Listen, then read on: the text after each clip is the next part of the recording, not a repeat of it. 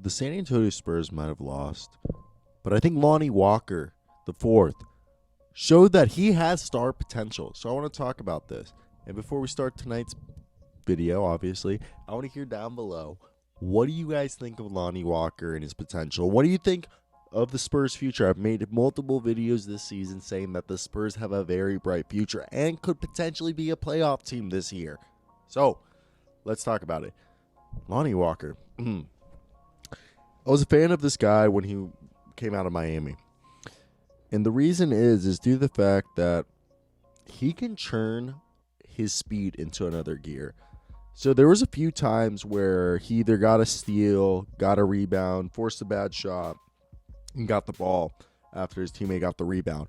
And he takes it up court on the fast break. While everybody seems like they're going at running as fast as they can, Lonnie Walker looks like he starts off on like a first gear, and then when he gets to half court, he turns it into the second gear. He has one of the quickest first steps and just the ability to go into a different speed and just attack the rim. There's a lot of times where he missed it or he got fouled or it wasn't a good shot, but the ability to attack the rim the way he does and his willingness to pull up and shoot threes was so apparent tonight that I really do see their future being, Derek White, DeJounte Murray, Lonnie Walker, and Devin Vassell.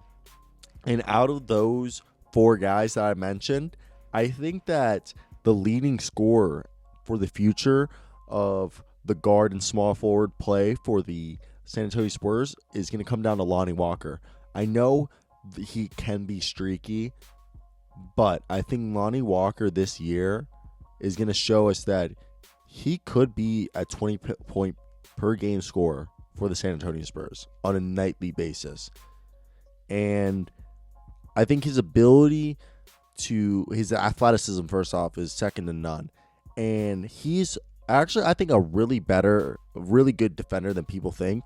He had a 40-inch vertical coming into the draft. I don't know if you guys knew that. And he has a 6'10" wingspan, making him one of the most athletic players and longest players coming out of his draft class. And I honestly have to say, in the league. And it's so apparent. He's shooting 39% from three for the season. And I know it's basically 10 games of sample size, but he's shooting at least 4 3-pointers a game. Tonight, he shot 7, and he hit 3 of them. He was all over. I know he only had 1 steal, 1 block, but I swear, he had more deflections, and I wish they would count deflections as half steals or something. It's not good if they did count that because it probably wouldn't work.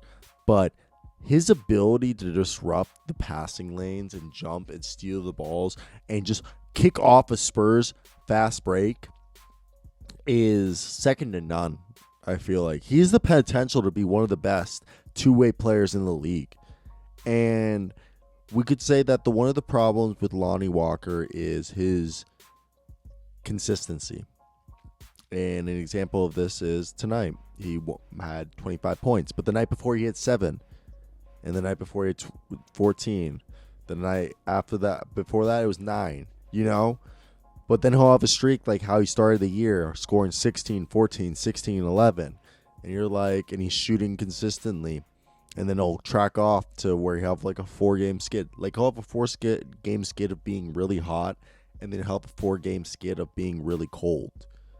And, there's nothing that I think that's something that will fix itself with experience and playing time, because also people probably don't know this if you're not a Spurs fan. Obviously, if you're a Spurs fan, you do know this, but if you're not a Spurs fan, he only played 17 games his rookie year and averaged barely under 7 minutes. And then his second year, he only played 61 games, and obviously it was a shortened season, but 61 games is still a lot, but he only averaged 16 minutes a night. So right now, he's up to 28, 9 games into his first season as sometimes starting, just being a key part of the rotation. And this is very common for the Spurs. Year 3 is really when they're going to get minutes if they're not like a top pick. And obviously, they rarely have a top pick. But if you saw DeJounte Murray came into the league and he wasn't his rookie year balling out and averaging 20 minutes. His first season, he was averaging only 8.5, and he didn't really crack the rotation. His second year, he started to more than Lonnie Walker did, but that's more because they needed a point guard, and he showed a lot of potential there. But Keldon Johnson's an example of a guy getting a lot of minutes in his second season for the San Antonio Spurs. He's averaging 31, but that's just because Keldon Johnson is, in my opinion, one of the best small ball power forwards in the league. He plays a power forward position, and he only averaged 17 minutes last year in 17 games for them. And this year, he's looking like a stud, and so many people told me that. He's a really good player. Jokic Pertl isn't bad. Honestly, Drew Eubanks. Also, I found out Luka Saminka. Wait, no, Samika. Samicha. Somebody told me how to say it, and now I'm forgetting, and I heard it in 2K. Ignore I said that. But obviously, the future of this Spurs team, I said in another video, is get rid of Trey Lyles, first off. Point guard is, I think it's going to be Drew White and Trey Jones. I really like DeJounte Murray better at the shooting guard position. That's just my take. I like him better as a secondary ball handler. And Derek White and DeMar DeRozan taking the the primary ball handling role.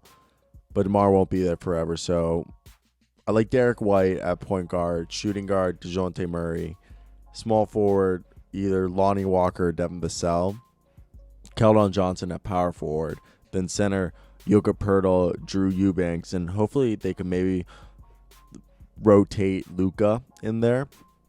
And then off the bench, eventually Devin Vassell will start, but the bench will be Trey Jones, and maybe they keep Quindary, Witherspoon, and Keita Bates-Diop, Rudy Gay. Patty Mills will be there until he retires, but he'll be there until he retires. But I don't think Rudy Gay is going to be there for long. LaMarcus Aldridge's probably not going to be there for long. Trey Lyles might be there for long. We don't know. And DeMar won't be there for long. I think everybody else has a chance of being there for a while and having themselves in a Spurs jersey for a while. And when they pass it off to whoever's going to be not the backup coach, but whoever's going to take over the coach for the San Antonio Spurs. Obviously, most people thought it was going to be Tim Duncan, but now it's Tim's gone. So there's Chip Engelland and Becky Hammond. I don't think Becky Hammond's going to get Mitch Johnson or Will Hardy. Will Hardy's young, so it's probably going to be Chip.